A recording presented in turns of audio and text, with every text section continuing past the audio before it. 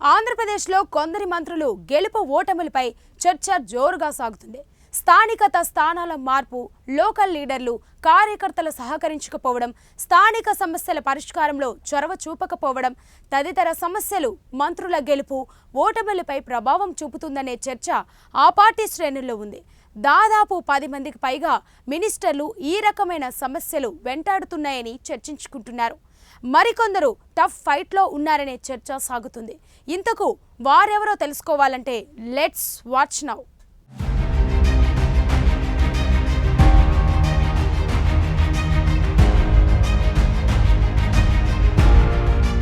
పేరుకే మంత్రులు తప్ప ప్రతిదీ సీఎం జగన్ చెప్పినట్లు మాత్రమే జరిగిందని, పైగా కొందరు మంత్రులు ఆ నియోజకవర్గాల్లో గెలిచే అవకాశం లేదంటూ వేరే నియోజకవర్గాలకు బదిలీ చేయడం కూడా ఓటమికి తొలిమెట్టు అయ్యే అవకాశాలున్నాయనే చర్చ కూడా జరుగుతోంది.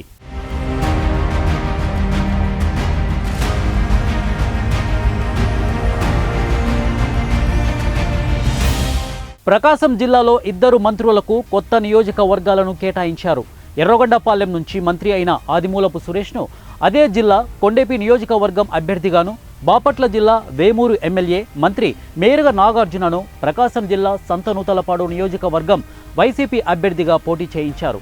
ఈ నియోజకవర్గం టీడీపీ, వైసీపీలకు బలమైన నియోజకవర్గమే. వరుసగా 2 సార్లు వైసీపీ గెలిచింది. అంతకుముందు కాంగ్రెస్ అభ్యర్థిగా గెలిచిన బిఎన్ విజయ్ కుమార్ అదే నియోజకవర్గంలో టీడీపీ తరపున పనిచేస్తూ వస్తున్నారు.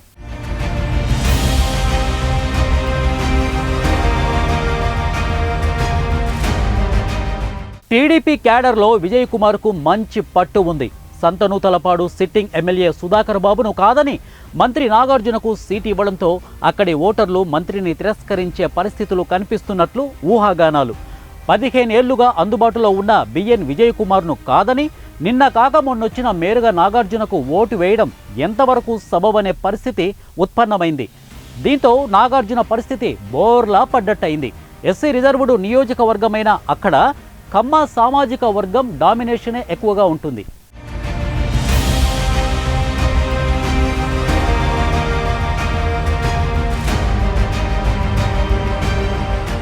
కొండేపిలో ఇప్పటికే 2 సార్లు టీడీపీ నుంచి డాక్టర్ బాల వీరాంజనేయ స్వామి గెలిచారు. గత ఎన్నికల్లో వైసీపీ నుంచి పోటీ చేసి ఓడిపోయిన డాక్టర్ను మాదాసు వెంకయ్యను కాదని అశోక్ బాబుకు ఇన్ఛార్జి ఇచ్చారు. వీరిద్దరి మధ్య మనస్పర్ధలు చోటు చేసుకొని బహిరంగ విమర్శలకు దిగారు. అశోక్ బాబును వేమూరుకు పంపించి మంత్రి సురేష్ను బరిలో దింపారు. సురేష్ కూడా ఇక్కడ కొత్త. ఇది కూడా ఎస్సీ రిజర్వ్డ్ నియోజకవర్గం. అయినా ఇక్కడ కమ్మ సామాజిక వర్గం చెప్పినట్లు ఇతరులు తల ఊపే పరిస్థితులు ఉన్నాయి.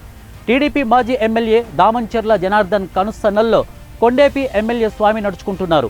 తిరిగి స్వామికి అనుకూల పరిస్థితులు ఉన్నాయనేది పలువురు నాయకుల మాట.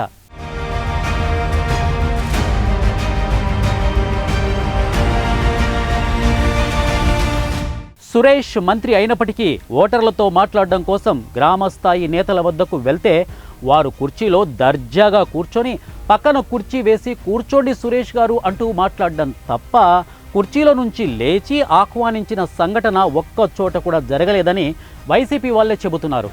మంత్రి రోజా పరిస్థితి కూడా ఇదే. పార్టీ ముఖ్య కార్యకర్తలను కాదని తన సోదరులతో రాజకీయాలు చేయడాన్ని స్థానిక వైఎస్ఆర్సీపీ నేతలు జీర్ణించుకోలేకపోయారు. అందుకే పార్టీ కేడర్ నుంచి సంపూర్ణ మద్దతు రోజాకు లభించలేదని, గత ఎన్నికల్లోనూ తక్కువ మెజార్టీతో గెలిపించినందున ఈ ఎన్నికలు అంతకంటే 2 రెట్లు రోజాకు టఫ్గా ఉంటాయని, గెలుపు అవకాశాలు చాలా తక్కువగా ఉన్నాయని స్థానికులు చర్చించుకుంటున్నారు.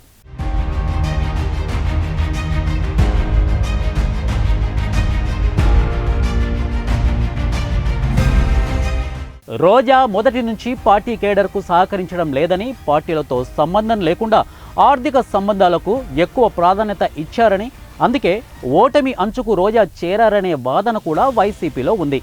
ఎన్నికలకు ముందు ఈ పంచాయతీ సీఎం వద్దకు చేరినా ఎన్నికలు అయిపోయేంత వరకు అలాగే ఉంది తప్ప పరిష్కారం కాలేదు.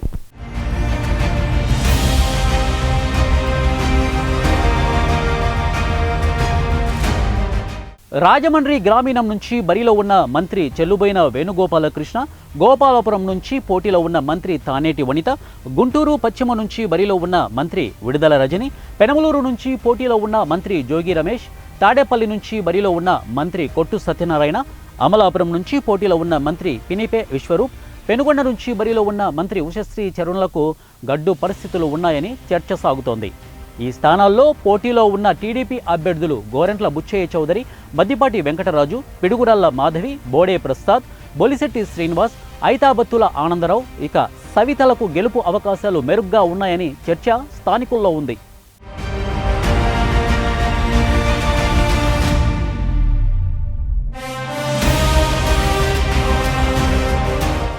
మంత్రులైన ఎమ్మెల్యేలతో సమానమని ఎమ్మెల్యేలకున్న పవర్స్తో పాటే పరిపాలనలో మంత్రులుగా యాక్ట్ చేసేవారే తప్ప ప్రత్యేక నిధులు, అభివృద్ధికి అవకాశం అంటూ మంత్రులకు ఏమీ లేదని, ఇలాంటి పరిస్థితుల్లో ఓటు ఏ మంత్రిని ఎలా రిసీవ్ చేసుకుంటారో తెలియాలంటే జూన్ 4 వరకు వెయిట్ చేయాల్సిందే.